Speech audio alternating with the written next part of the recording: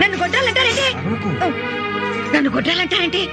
కానీ నా కన్ను కొడుకు, నేను వాడి కన్ను తల్లిని. మురారి నన్ను అమ్మ అంటుంటే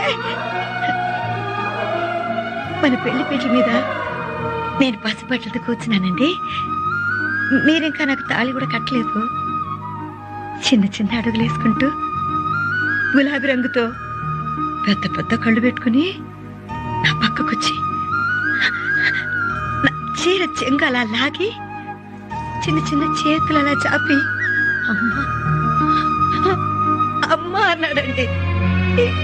ఇంకంతే, మొత్తం మర్చిపోయాను.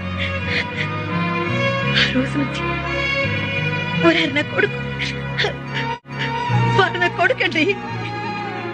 అప్పటి నుంచి వాడెప్పుడు నన్ను అమ్మ అన్నా చాలు, నేనంతా మర్చిపోతాను. వాడు నా కన్న కొడుకే.